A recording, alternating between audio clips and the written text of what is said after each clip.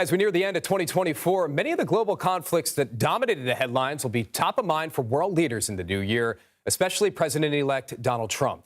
Trump has called for a swift end to the war in Ukraine, which has only gotten more intense in recent weeks. He is also calling for the safe return of all remaining hostages in Gaza, which might only happen if Israel and Hamas can finally reach a ceasefire deal. CBS News national security contributor Sam Vinograd joins us now for a look at some of the biggest national security stories of the year. And let's start with the war in Ukraine. How has that fighting intensified this year and what might develop in 2025? Rick, good to see you. Some of the biggest recent developments include the introduction of foreign soldiers by Russia onto the battlefield.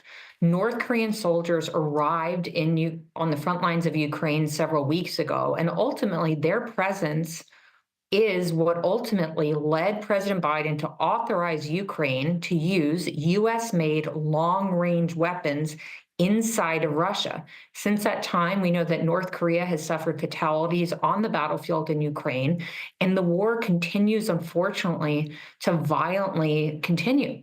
We know that President-elect Trump has said that he wants to end the war in Ukraine quickly.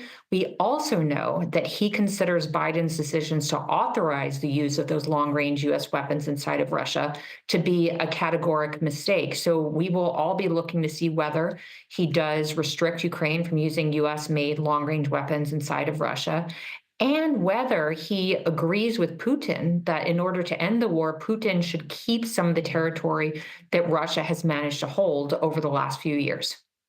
Let's turn now to the Middle East. The war between Israel and Hamas, it's been raging on for more than a year now. Where does that situation stand today? And is there hope for a ceasefire in the new year, especially with President-elect Trump expected to weigh in? Well, despite securing a ceasefire in Lebanon, the Biden administration has been unsuccessful when it comes to establishing a permanent ceasefire between Hamas and the Israeli government. So we know that areas of Gaza continue to be bombarded, and the terrorist organization Hamas continues to hold many, many hostages, despite the fact that October 7th, 2023 is long in the rearview mirror. President-elect Trump has said that he wants to end that war quickly. He has said that he considers ending the war between Israel and Hamas to be easier than ending the war in Ukraine. We'll see if that proves to be true, and that he is very focused on getting those hostages back.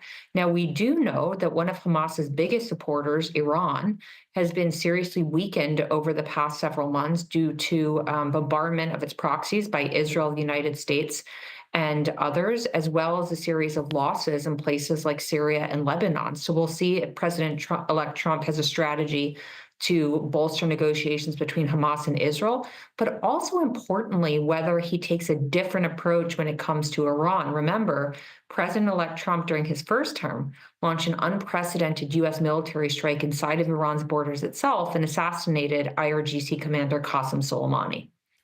Finally, we have to ask you about immigration, a top issue in the presidential election.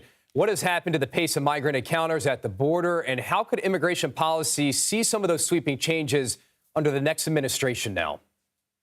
Well, Rick, here's where it gets interesting, because President-elect Trump campaigned on a policy of doing everything differently than President Biden when it comes to immigration.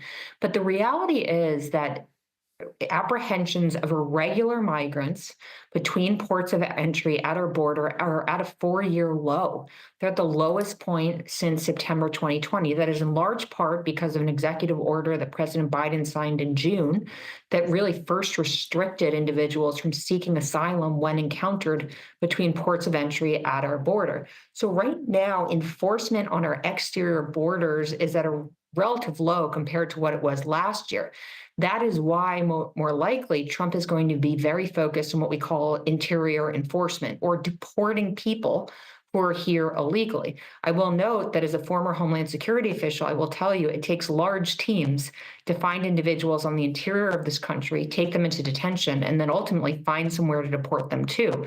Trump has said that he will keep families, including families with children, in detention, which is a departure from Biden-era policies, and is very focused on something that we call Remain in Mexico, which is requiring individuals to apply for asylum on the Mexican side of the border rather than at a port of entry itself, or once encountered by Customs and Border Protection in light of an irregular apprehension. So we should see big changes coming from the Trump administration when it comes to those specific areas. And Sam, you said it. It was a big campaign promise. Sam Vinograd, we always appreciate your time. Thank you for joining us this afternoon. Thank you.